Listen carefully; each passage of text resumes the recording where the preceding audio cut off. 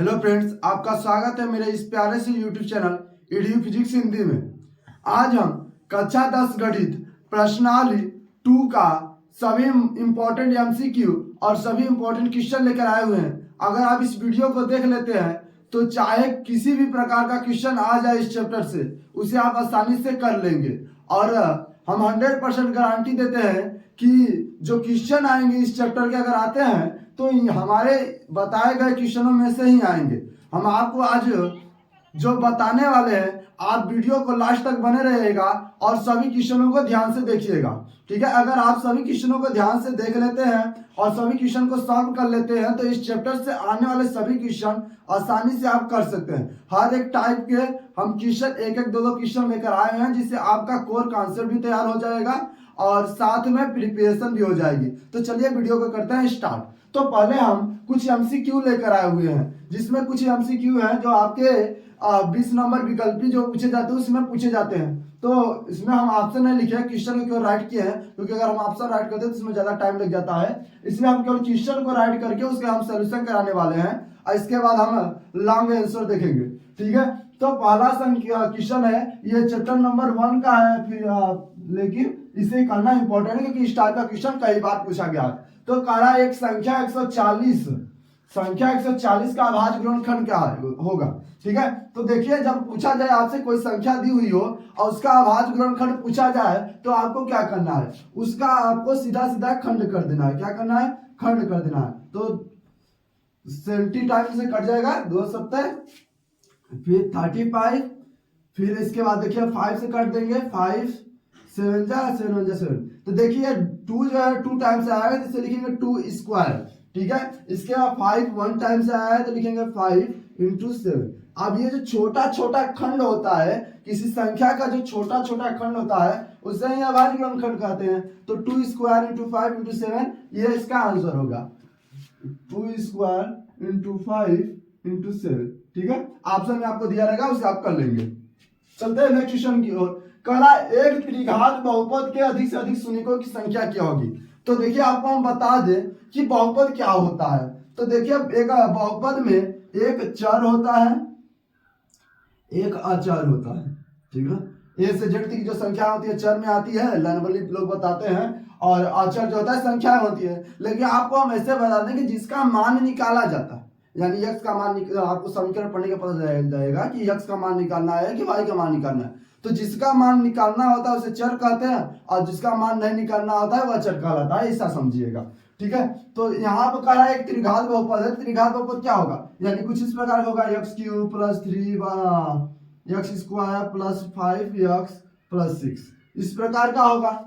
ये एक त्रिघात बहुपद है, ठीक है। तो इसमें पूछ रहा है अधिक से अधिक शून्यकों की संख्या कितनी होगी, यानी x का अधिकतम मान कितना प्राप्त किया जा सकता है। तो बोलेंगे कि जो सबसे अधिक जो त्रिघात है, तो सबसे अधिक घात कितना है 3। तो सबसे अधिक जितना घात होगा वही शून्यकों की संख्या हो जाएगी। यानी कि अगर त्रिघात बहुपद की बात करें तो त्रिघात बहुपद में शून्यकों की संख्या 3 होगी, द्विघात में 2, चतुर्घात में 4, यानी जितना अधिकतम घात है उतना ही शून्यकों की संख्या होगी। तो यहाँ पर बोल रहा है त्रिघात बहुपद बोल रहा है तो शून्यकों की संख्या कितनी हो जाएगी, 3 हो जाएगी, ठीक है। चलते हैं अगले क्वेश्चन की ओर। अगला क्वेश्चन कह रहा है 4x² - 4x + 1 क्या है, 4x² - 4x + 1 के शून्यकों का योग होता है। यानी जो ये बहुपद दिया हुआ है, ये जो बहुपद दिया है इसके शून्य का हमें मान बताना है, ठीक है। तो देखिए यहाँ पर क्या है, 4x² - 4x + 1, इसे सॉल्व करना हमने आपको बताया था। अगर नहीं जानते तो हम आपको फिर से बता देते हैं। देखिए, इस 4 का इसमें मल्टीप्लाई हो जाएगा, तो 4 1 जा 4, ऐसे हम मन में कहीं साइड में लिख लेंगे, यानी 4 का 1 से मल्टीप्लाई किए 4। ये जो आपको चिन्ह हम बना रहे हैं, आप चिन्ह नहीं बनाएंगे, काफी बच्चे होते हैं ऑफलाइन में जो क्या करते हैं चिन्ह को भी बना देते हैं, ठीक है। तो देखिए 4x² - 4x + 1 हो गया। अब क्या करेंगे कि ये जो चिन्ह होता है, बीच में जो चिन्ह होता है 1 के जस्ट बाद जो चिन्ह है ये बताता है कि जोड़ने पर कितना आना चाहिए, जोड़ने पर कि घटाने पर। अगर यहाँ प्लस है तो जोड़ने पर, माइनस है तो घटाने पर 4 आना चाहिए। तो यहाँ प्लस इसलिए बता रहा है कि जोड़ने पर 4 आए। तो 2 का 2 से मल्टीप्लाई कराएंगे तो 4 आएगा, और 2 को 2 में ऐड करेंगे तो भी 4 आएगा। तो यहाँ पर हो जाएगा 4x² माइनस, ठीक है। अब यहाँ पर 4 को तो हम 2 + 2 लिख सकते हैं, क्योंकि 2 + 2 4 होता है, आप जानते ही हैं। और इसके बाद जो x बचा है, x को साइड में लिखेंगे। तो देखिए हमने इसका कोई चेंजेस नहीं किया, यहाँ पर 4x था, ये भी 4x है, क्योंकि 2 2 4 और 4 का x से मल्टीप्लाई होगा तो 4x हो जाएगा, ठीक है। आगे देखते हैं +1, ठीक है। यहाँ तो कोई दिक्कत नहीं होनी चाहिए। अब देखिए क्या करेंगे कि 4x² था उसे लिख लेंगे, माइनस था इसे माइनस का यहाँ पर प्लस छिपा है, प्लस माइनस का मल्टीप्लाई होगा माइनस, 2 का x से मल्टीप्लाई होगा 2x, और then minus plus minus 2x + 1, ठीक है। अब क्या करेंगे, इन दोनों में देखिए 2x जो है कॉमन है, इन दोनों में क्या है 2x कॉमन है, तो यहां से हम 2x को कॉमन ले लेंगे 2x, तो यहां से 2x चला जाएगा तो यहां पर बचेगा 2x, और यहां से सारा 2x बाहर आ गया तो -1, ठीक है। अब इसी प्रकार से इसमें देखिए कोई कॉमन नहीं बन रहा है, लेकिन एक बात ध्यान देंगे, जो कोष्टक में आई थी वही कोष्टक में आनी चाहिए। तो यहाँ पर अगर हम -1 कॉमन ले लेंगे, -1 कॉमन लेंगे तो यहाँ 2x बचेगा और यहाँ पर -1। अब देखिए दोनों ब्रैकेट जो है समान आया है, यानी एक बार ब्रैकेट में से कोई एक लिख लीजिए, एक जो कॉमन लिया उसको एक साथ लिख लीजिए। ये होता है आप समीकरण को हल करने की विधि। अब हल कर लिए, लेकिन सर शून्यकों का मान पूछा है, शून्यकों का योग पूछा है, तो यहाँ से शून्य निकालेंगे। शून्य क्या होता है, जो x की वैल्यू होती है उसे शून्य कहेंगे। यानी अगर हम बोले कि 2x - 1 अगर इक्वल 0 कर ले, तो यहाँ से 2x इक्वल कितना आ जाएगा, तो सर 1 आएगा, तो x इक्वल कितना आएगा, तो 1/2 आएगा। उसी प्रकार से ये भी तो वही है, इसका भी वैल्यू कितनी आएगी, 1/2। अब इसमें देखिए क्वेश्चन में बोला है शून्यकों का योगफल बताइए। क्या पूछा है, शून्यकों का योगफल बताइए। हमें तो शून्य के मिल गए, इनका योग पूछा है, तो योग क्या हो जाएगा, 1/2 + 1/2। अब ऐड करेंगे तो 2/2 हो जाएगा, यानी 1 आएगा। कितना आएगा, इसका आंसर आ जाएगा 1। इसका आंसर कितना आएगा, 1। चलते हैं नेक्स्ट क्वेश्चन की ओर। नेक्स्ट क्वेश्चन है कि समीकरण 3x² + 5x - q के एक मूल बराबर है, के मूल बराबर है, तो q का मान बताइए, ठीक है। तो देखिए इस क्वेश्चन में क्या है कि ये जो क्वेश्चन है चैप्टर नंबर 4 से, हालांकि कॉपी हो गया है, हमने वहां पर नोटिस नहीं किया था। चैप्टर नंबर 4 का और सारा क्वेश्चन दिखाएंगे, फिर भी इसे समझ लेते हैं। तो जब आपसे क्वेश्चन कहे कि एक मूल बराबर है, ये हालांकि द्विघात समीकरण है, चैप्टर नंबर 2 भी द्विघात समीकरण है, चैप्टर नंबर 4 भी द्विघात समीकरण है, ठीक ना, लेकिन यहाँ इसके तो करने के तरीके अलग है, ठीक है। तो यहाँ पे देखिए जब आपसे बोले कि ए के मूल बराबर है, जो समीकरण दिया हुआ है उसके मूल अगर बराबर है, तो वहां पर आप चैप्टर नंबर 4 में 3 कंडीशन पढ़े होंगे कि b² - 4ac <0, b² - 4ac = 0, और एक b² - 4ac > 0, राइट। ये 3 चीज आप पढ़े होंगे। तो यहाँ पर देखिए कह रहा है कि मूल बराबर है, कहा ये मूल बराबर है, तो जब मूल बराबर होंगे तो ये कंडीशन अप्लाई होता है, b² - 4ac = 0, यानी इस सूत्र का यूज करना है। तो लगाएंगे b² - 4ac = 0। अब यहाँ पर देखिए, यहाँ पर a b कौन है, तो देखिए सूत्र फार्मूला हमारा मेन अगर समीकरण बोले तो इस प्रकार होता है, ax² + bx + c। तो देखिए a के जगह पर क्या आया है, 3 आया है, b के जगह पर 5 और c के जगह पर q, तो इसे हम अप्लाई कर देंगे। तो b की वैल्यू कितनी हो जाएगी, 5, तो 5 का हो जाएगा स्क्वायर -4, a की वैल्यू कितनी है, तो a की वैल्यू 3 इंटू c की वैल्यू पता नहीं है, q है -q, तो -q = 0, ठीक है।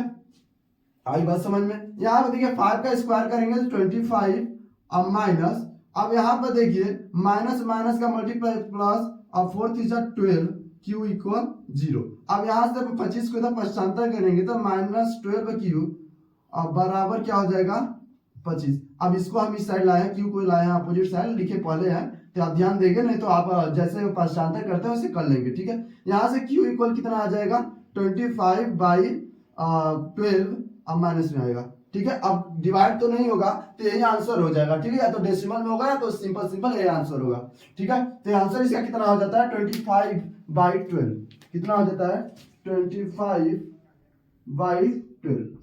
आगे चलते हैं, और आज का लास्ट MCQ है, वो है कि समीकरण एक्स स्क्वायर प्लस के एक्स माइनस 6 का एक मूल -2 है, तो के का मान ज्ञात कीजिए। जब कहा जाए एक मूल दिया है, बाकी अन्य मूल को पूछा जाए, ठीक ना। आपसे द्विघात समीकरण ही पूछेगा, त्रिघात समीकरण आपके सिलेबस से कट गया है, इसलिए अभी हम द्विघात समीकरण के बारे में बात कर रहे हैं।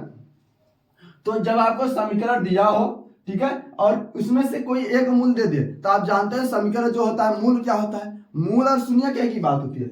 मूल और शून्य एक ही चीज है, मूल और शून्य दोनों एक ही होता है। तो आपको मूल दे दे या शून्य दे दे, तो मूल और शून्य किसके मान होते हैं, यक्स के मान होते हैं। तो मूल दे दिया है, यक्स का एक मान दे दिया, दूसरा मान पूछा है, तो जो मूल दिया है ना, जो मूल दिया है यक्स की जगह पर उसी को रख दीजिए, आपको के का मान निकल जाएगा, के हम जो भी कहे उसका मान निकल जाएगा। तो चले रख चेक करते हैं। तो एक्स स्क्वायर है, लेकिन मूल दिया है -2, यानी एक्स की जगह पर रखेंगे -2, तो हो जाएगा -2 का स्क्वायर प्लस के है के इंटू यक्स, यक्स की जगह रखेंगे -2, तो -2 को हम ब्रैकेट में रख लेते हैं, अब -6, तो क्या हो जाएगा 4, अब प्लस माइनस का -2 के -6 अब बराबर 0।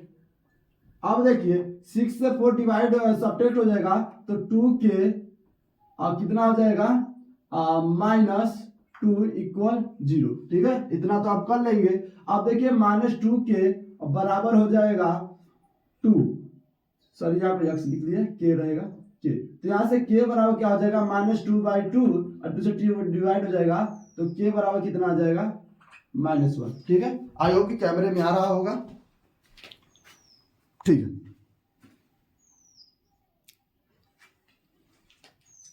ठीक है, तो ये हमारे रहे सभी इंपॉर्टेंट क्वेश्चन। ये जो हमने क्वेश्चन बताए हैं इसी टाइप के एमसीक्यू पूछे जाते हैं इस प्रश्नावली से, इसलिए सभी टाइप के एमसीक्यू हमने करा दिए। अब चलते हैं लॉन्ग क्वेश्चन की ओर। जो लॉन्ग क्वेश्चन होते हैं आपके पेपर में आते हैं, और ज्यादातर इस चैप्टर के लॉन्ग क्वेश्चन और शॉर्ट क्वेश्चन है, 1-2 क्वेश्चन आते हैं बस, ठीक है, और ज्यादातर एमसीक्यू ही आते हैं। चलिए चलते हैं नेक्स्ट क्वेश्चन की ओर। अगर वीडियो अच्छा लगे तो चैनल को सब्सक्राइब और वीडियो को लाइक जरूर करिएगा, और इसी प्रकार के सभी चैप्टर के एमसीक्यू और इंपॉर्टेंट क्वेश्चन पाने के लिए बेल आइकन को दबा दीजिएगा, ताकि नोटिफिकेशन सबसे पहले आप तक पहुंचे, जिससे आप हमारे वीडियो को देख करके बोर्ड एग्जाम में अच्छा से अच्छा मार्क कर पाए। ठीक है, चलते हैं अब हम अपने लघु उत्तरी से दीर्घ उत्तरी की ओर। ठीक है, ठीक है, अब चलते हैं हम दीर्घ उत्तरी की ओर।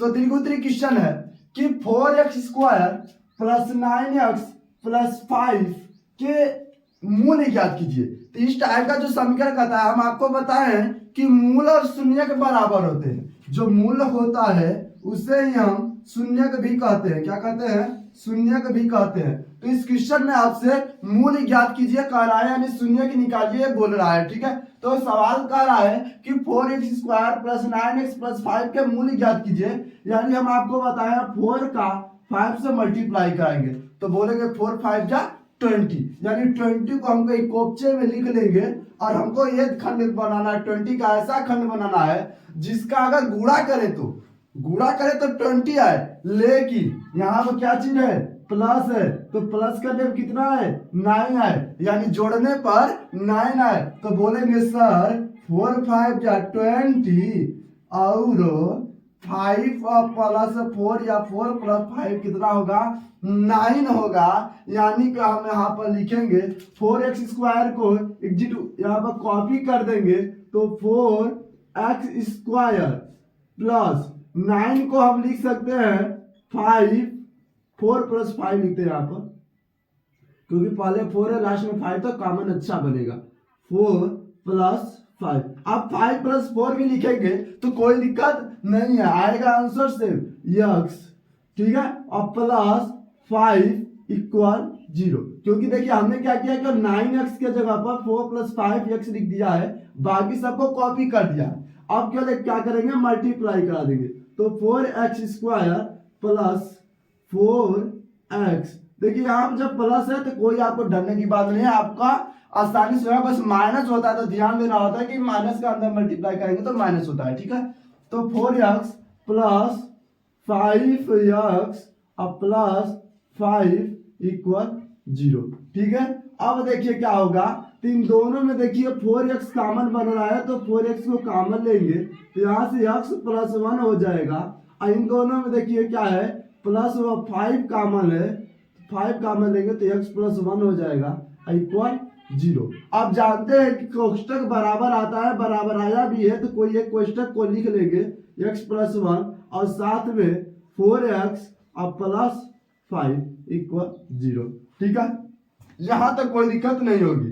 तो फिर इसके बाद लिखेंगे जब x प्लस 1 इक्वल 0 होगा तब x बराबर हो जाएगा क्या, तब x बराबर कितना हो जाएगा -1। ठीक है, और जब 4x प्लस 5 इक्वल 0 होगा तब क्या हो जाएगा, तब x बराबर 5 इधर आएगा तो -5 और बाई 4। अब यही x के मान जो निकल गए वही शून्यक होते हैं, इसे ही हम शून्य कहे या मूल कहे, एक ही बात है। ठीक है,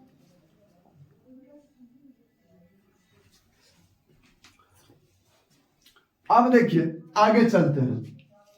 तो उसी प्रकार से एक सवाल का है, नेक्स्ट है द्विघात समीकरण 2x square minus 5x plus 3 बराबर 0 को हल कीजिए। ठीक है, तो ये जो क्वेश्चन है डिक्टो पहले जैसा है, इसे आप सॉल्व कर लेंगे। ठीक है, सेम है, इसका खंड बना लेंगे। आप बस माइनस दिया है तो माइनस को आप क्या करना, जैसे यहाँ पर माइनस होता तो माइनस का यहाँ माइनस हो जाता है, यहाँ भी माइनस हो जाता है। ठीक है, बस यही ध्यान देना है, बाकी सेम है। लेकिन यहाँ नीचे करनी का सवाल दिया, इसलिए करनी आपको हम दिक्कत होती होगी, क्योंकि जो भी करनी को देखता है उसके किडनी में सांप रोकने लगता है, ऐसे ही तो हम इसे करते हैं। ठीक है, तो देखिए कह रहा है कि द्विघात समीकरण √3x square minus 11x plus 8√3 equal 0 को हल कीजिए।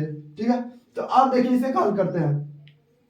तो ध्यान से देखिएगा, हम क्वेश्चन राइट नहीं कर रहे हैं, इसके नीचे हम कंटिन्यू कर रहे हैं। तो इस √3 का जब 8√3 से √3 से मल्टीप्लाई कराएंगे तो क्या होगा, तो बोलेंगे √3 का √3 से मल्टीप्लाई होगा तो 3 हो जाएगा, और इस 3 का 8 से मल्टीप्लाई होगा तो 24।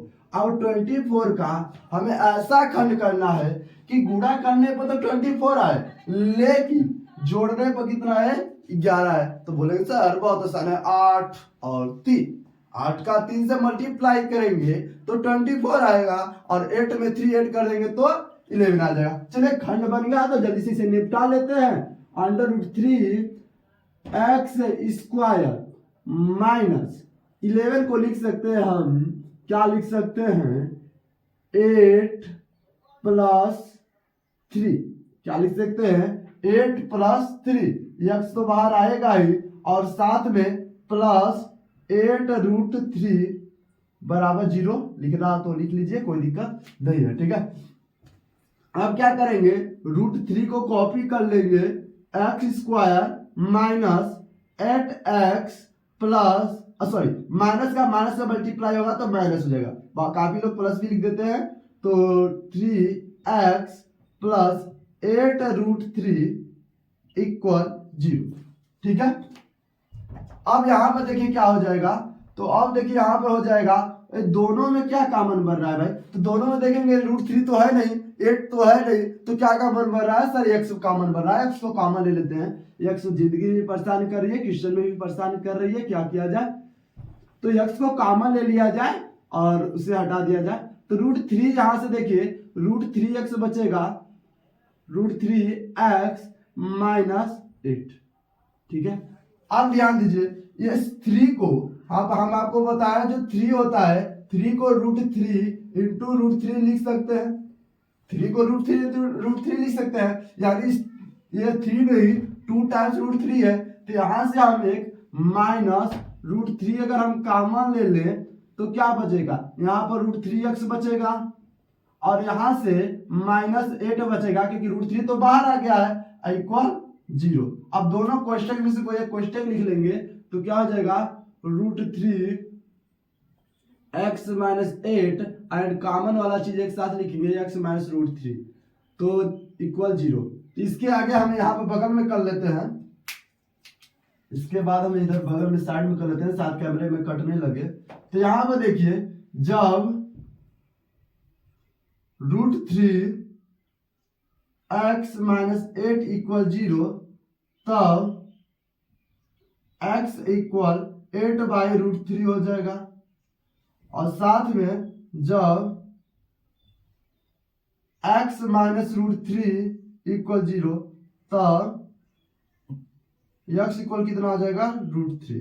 ये आपका आंसर आ गया। ठीक है, तो इसके हल करने थे, यानी x की वैल्यू निकाली थी, x की 2 वैल्यू निकाल ली हमने, काम खत्म। अब चलते हैं आज के लास्ट क्वेश्चन की ओर, जो मोस्ट इंपोर्टेंट क्वेश्चन है और आपके पेपर में कभी 4 नंबर में तो कभी 6 नंबर में पूछे जाते हैं। इस को जरूर देखिएगा, ठीक ना। अगर वीडियो को लास्ट तक देखते हैं तो हम आपको गारंटी देंगे आपका पूरा के पूरा क्वेश्चन बन जाएगा। अब यहाँ तक आ ही गए हैं तो हमारे चैनल को सब्सक्राइब कर दीजिए, ठीक है। तो चलते हैं आज का लास्ट क्वेश्चन सॉल्व करते हैं, ठीक है। अगर आपको किसी भी प्रकार की दिक्कत हो रही हो तो वीडियो को के कमेंट बॉक्स में कमेंट जरूर करिएगा, और आपको अगला वीडियो किस टॉपिक पे चाहिए यह भी कमेंट कर दीजिएगा, ठीक है। तो कह रहा है कि द्विघात बहुपद x² + 12 + 7x के शून्य की ज्ञात कीजिए तथा शून्य को गुणांकों के बीच संबंध की सत्यता की जांच कीजिए। यानी यहाँ से शून्य तो निकालने ही है, साथ में शून्य के गुणांक के बीच जो संबंध है उसकी जांच करना है, यानी हल करके उसे जांच भी करना है। तो चलिए जल्दी से इसे कर लेते हैं।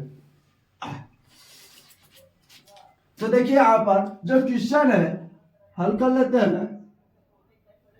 तो क्वेश्चन है x² + 12 + 7x। इसको हम इस प्रकार से भी राइट कर सकते हैं, x² + 7x + 12, ठीक है। अब यहाँ पर ऐसा खंड बनाना है कि मल्टीप्लाई करने पर 12 और ऐड करने पर 7 आए, 4 3 जा 12, 4 3 7, ठीक है। तो यहाँ से हो जाएगा x² + 4 + 3x + 12, ठीक है। तो यहाँ से हो जाएगा x² + 4x + 3x + 12 इक्वल रहने देते हैं, ठीक है। यहाँ पर देखिए x कॉमन लेंगे तो x + 4 और यहाँ से +3 कॉमन ले लेंगे तो x + 4, तो क्या हो जाएगा x + 3 और x + 4। अब देखिए जब x बराबर 0 करें, x + 3 बराबर 0, जब x + 3 बराबर 0 तब क्या हो जाएगा, तब हो जाएगा x बराबर 3 -3, ठीक है। उसी भी प्रकार से जब x + 4 बराबर 0 होगा तब x बराबर कितना हो जाएगा -4, ठीक है। ये दो हो गए, आई बात समझ में। यानी x की वैल्यू कितनी है -3 -4, ये तो हल हो गए, शून्य के निकल गए। लेकिन शून्य के बीच संबंध की जो सत्यता की जांच करनी है उसे कर लेते हैं। तो देखिए जांच, अब लिखेंगे जांच,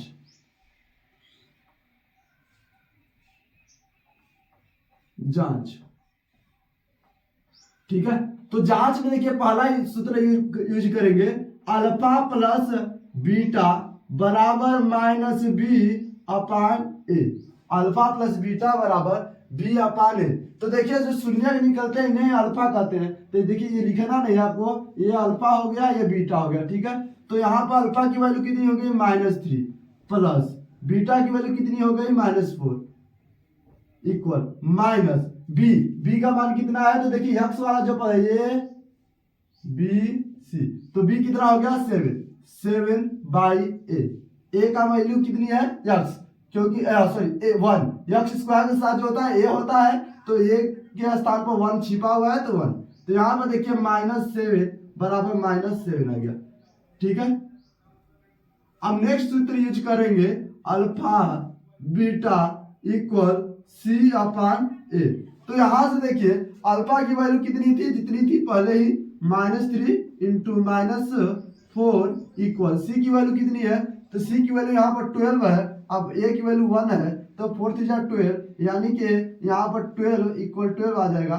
आइए हो गया हमारा क्वेश्चन सॉल्व, क्योंकि हमने जांच भी कर लिया, हल भी कर लिया। आइए आपका क्वेश्चन 6 नंबर के आते हैं 6 अंक आपके तैयार हो गए। इस प्रकार के और सारे क्वेश्चन आपके बुक में दिए हैं, अगर अधिक प्रैक्टिस करना चाहते हैं तो वहां से कर सकते हैं, लेकिन ये जो क्वेश्चन है कई बार पूछे गए हैं और हमने हर एक टॉपिक पर हर एक टाइप के क्वेश्चन करा दिए हैं जिससे आप आसानी से बोर्ड एग्जाम में कर पाए। चलिए, वीडियो को अच्छा लगा हो तो चैनल को सब्सक्राइब फिर से बोल रहे हैं कर दीजिए, क्योंकि आप लोग डिजिटल बोर्ड देख करके उसे तो सब्सक्राइब कर लेते हैं कि अच्छा कंटेंट मिलेगा, और वहां से हमें नहीं लगता कि कोई अच्छा कंटेंट मिल पाता होगा। अगर मिलता भी होगा तो ऐसा ही कंटेंट हम भी आपको प्रोवाइड कर रहे हैं, बस फर्क इतना कि हमारे पास व्हाइट बोर्ड है, उनके पास डिजिटल बोर्ड है।